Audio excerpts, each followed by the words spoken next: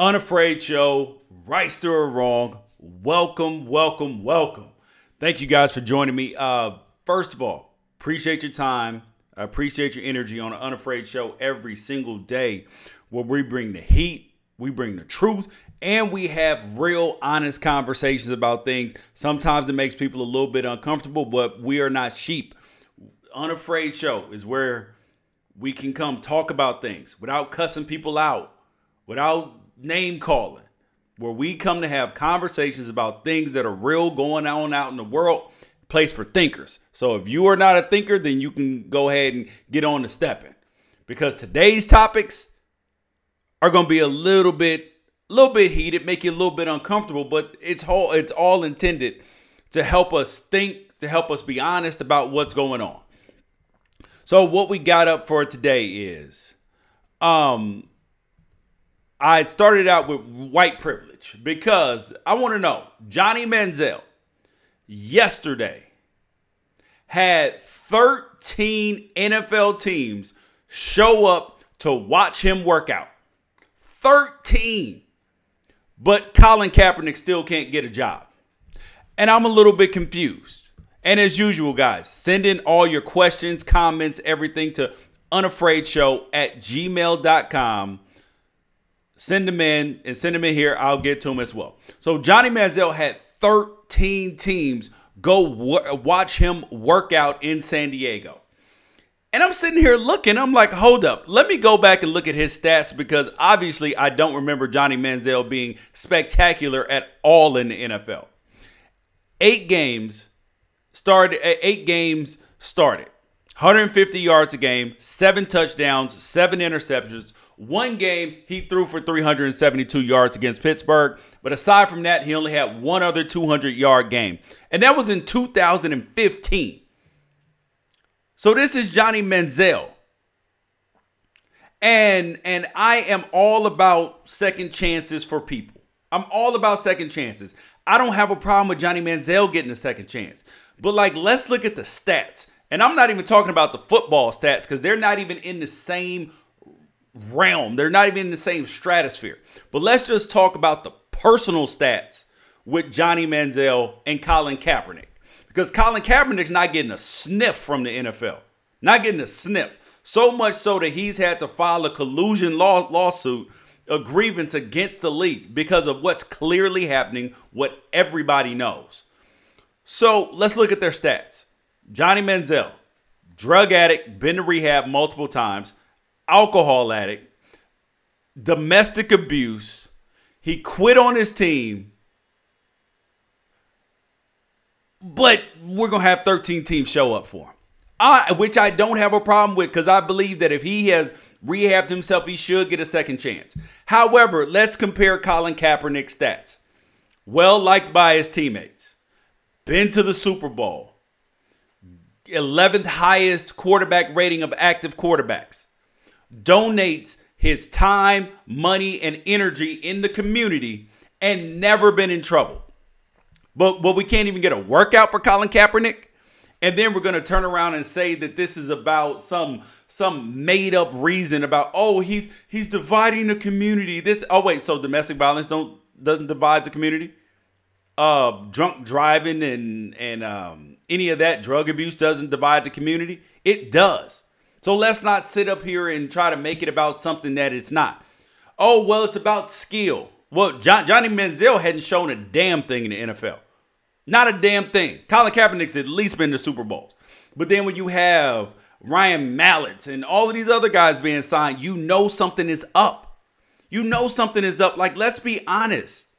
Let's just really be honest about it. It's okay to say, you know what? I don't think that Colin Kaepernick should have kneeled or whatever. But also at the same time say, you know what? He's getting a screw job about not getting a second chance in the NFL. It's okay to say both things at the same time. Even though it's been said many times the protest was not about kneeling, that it really was about what's going on in the country and people really taking a stand and standing up. And that's why when people of color say, like, this is a prime example of when black people and people of color say that or feel that they have to be 10 times as good to get half the opportunity. This with Johnny Manziel is the definition of white privilege. I'm going to tell you, like, if you are looking for a clear definition of what it is, this is it. And I mean, like, then there are people who have said, let's look at the argument. Well, he should be out. He disrespected our flag. He disrespected the country. Okay. Well, if that's how you feel, then but then let's take it to this. This country was founded on protest. And my question is, why, if you want Colin out of the league because you don't like his right to protest and his freedom of speech, my question to you is, why does your freedom of speech matter so much? Like, why do you get to sit up there and say that he shouldn't be in the league because he did something that you didn't like, but you're saying something that I don't like, but it's okay, right? So why is your freedom of speech okay and protected, but Colin Kaepernick's not? I mean, really think about that. Especially when we live in a country where this country was founded on protest. The American Revolutionary War against Britain, when we broke away, it was about protest. It was about protest, man. Like, we were protesting taxation without representation. We wanted to make our own rules in this country. There was a protest. The Civil War was started and fought over protest. It's okay to disagree. I mean, like, let's really be real.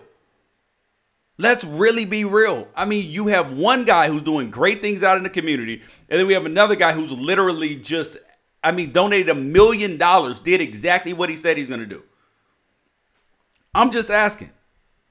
I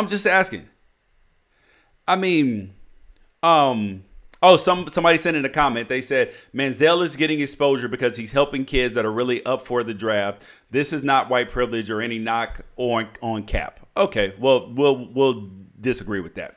The other thing is, people say that they don't want politics in sports. No, you actually love politics in sports. Think about this.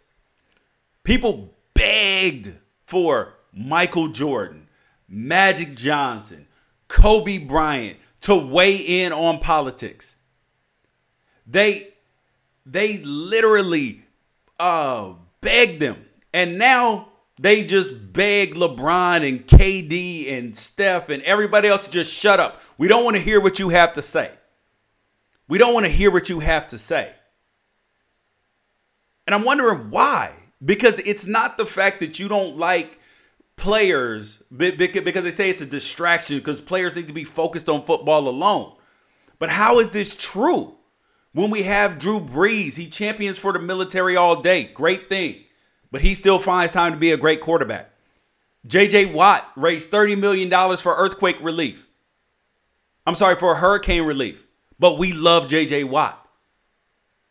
You know, Russell Wilson spends so much of his free time in children's hospitals. Still finds time to be a great quarterback.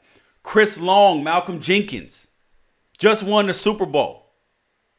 So you don't mind the protest the politics in sports. People just don't like the cause. They don't like the cause.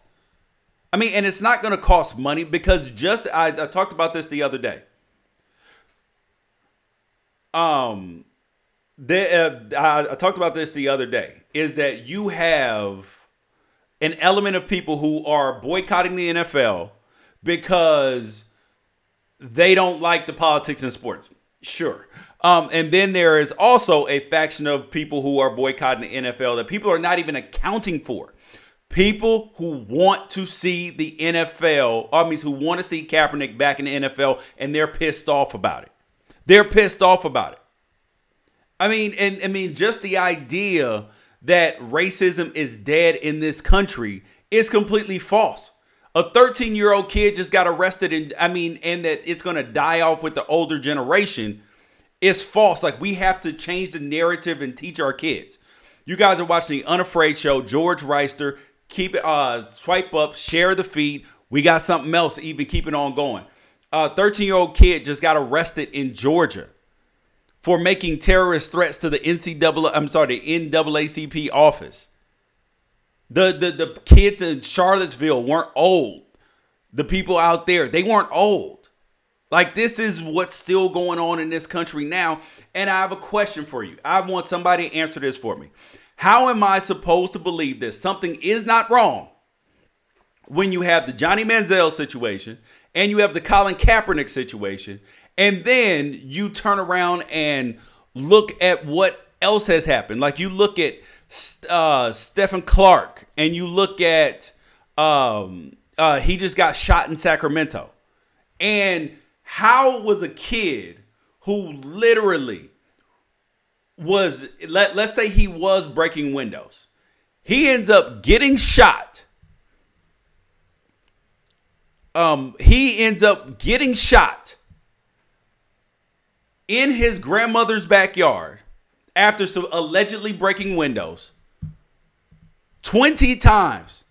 20 times after allegedly breaking windows. How do you get shot 20 times for breaking windows? Because, and I've seen people say, well, if he wasn't a criminal, he wouldn't have got shot. Okay. So my question to you is this: how does it make sense that a kid who was breaking windows, allegedly breaking windows, makes it out and doesn't make it out, gets shot 20 times by the police, but then you have Dylan Roof and the Nicholas Cruz kid get taken into custody without incident? I mean, like, I am all for police bringing people into custody without incident. But I just want to know, how does this happen? How does it happen? I mean, how am I supposed to think that something is not up? And what happened last night, I don't know if you guys know what happened last night, but at the Sacramento Kings game, about the Stephon Clark shooting, protesters showed up at the Sacramento Kings game. They basically shut down the entrance. They weren't even sure if they were going to be able to play the game. And the Kings owner stood up, person of color clearly, stood up and said he supports this. This is about unity. He wants to help the community and all of this. And I just thought this was great because this was clearly something that affected his business a little bit.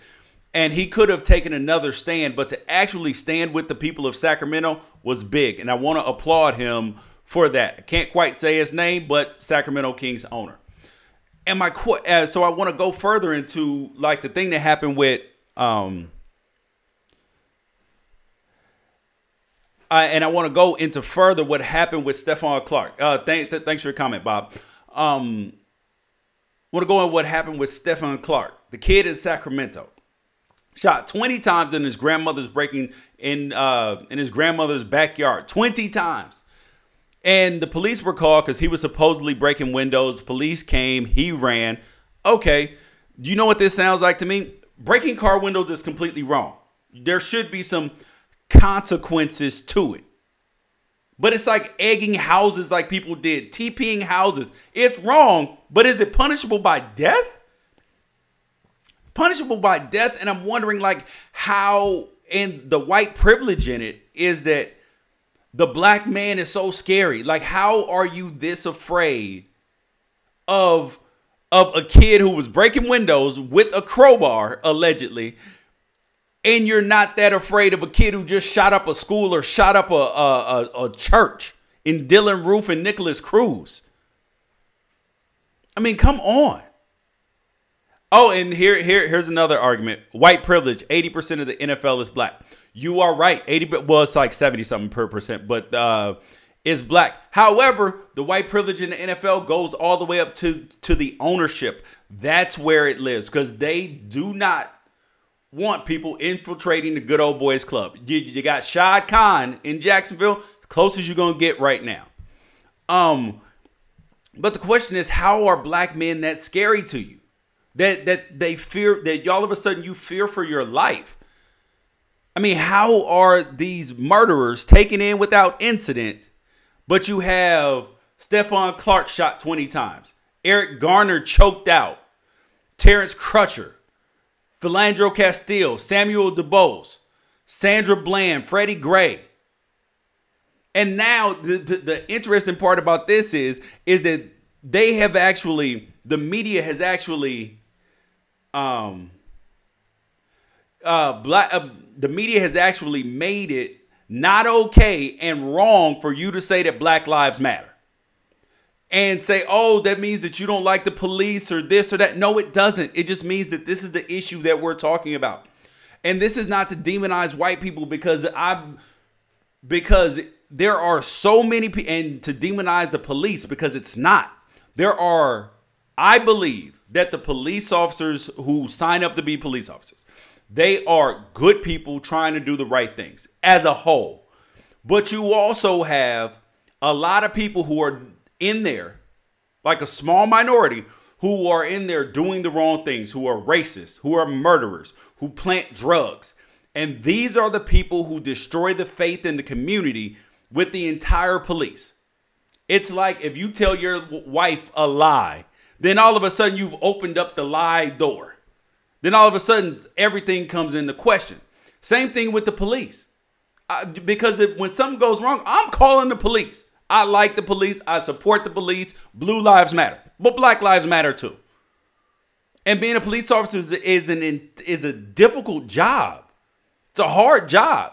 But the people who make their job most difficult is not even the criminals. It's the police. It's the bad police officers who are actually criminals.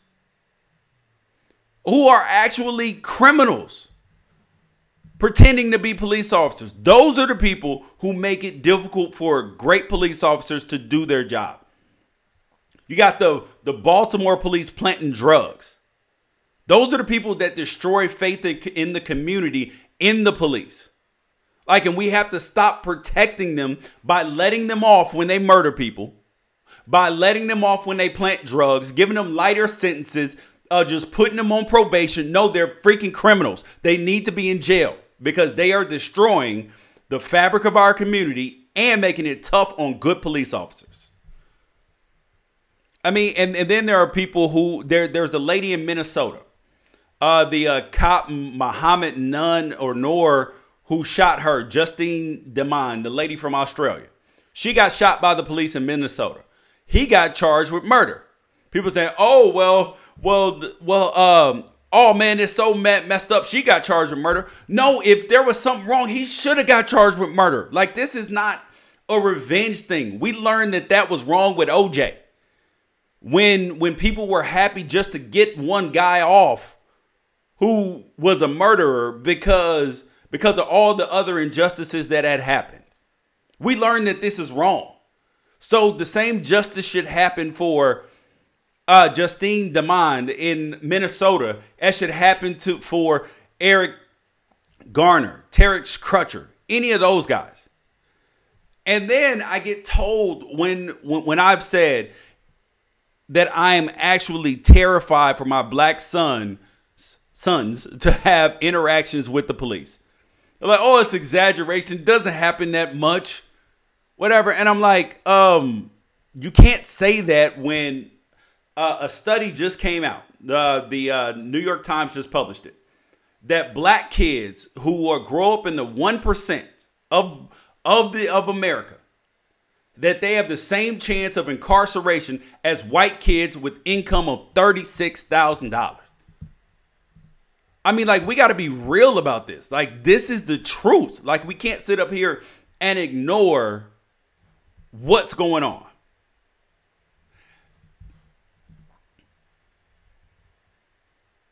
Here's the stats.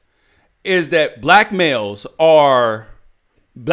aged 15 to 34 were 9 times more likely than other Americans to be killed by law enforcement in 2006. That's not to say that white people don't get killed by the police. In 2006, there was about 1,100 deaths by the police. 1,100. And young black men per million residents in 2016, 6.64 per million, 7.69 in 2015. White males per million, 2.9 and 2.9. Latino 3.2, 3.4. Asian Pacific Islander 1.1, 1.34. Native American 10.13 and 5.19. So that's where I'm sitting there like, you cannot say that this does not exist, that something's not up. That doesn't mean that you are a bad white person. That doesn't mean you're a bad brown, black, whatever person. Just means that we have to be honest about what's going on out in our community and do something about it. Because me pointing out that something is up and something's weird when 13 NFL teams show up to watch Johnny Manziel work out. And nobody's trying to sign Colin Kaepernick? Like, teams would rather lose. I mean, think about this. The Miami Dolphins last year pulled Jay Cutler out of retirement, who had never really been great in the league to begin with. Pulled him out of retirement just so they didn't have to sign Kaepernick. I mean, teams were willing to lose rather than sign Kaepernick. Great point, Bob. Recognizing is the first step. Like, you have to be willing to admit what the hell is going on out in the country before you can change it.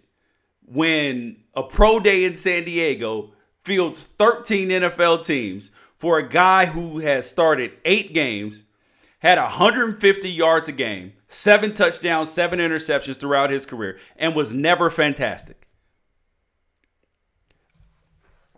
They bring media circuses for backups. No thanks. Media circuses. Okay, so was there a media circus? I mean, like, that's just a myth. Media circus for Chris Long.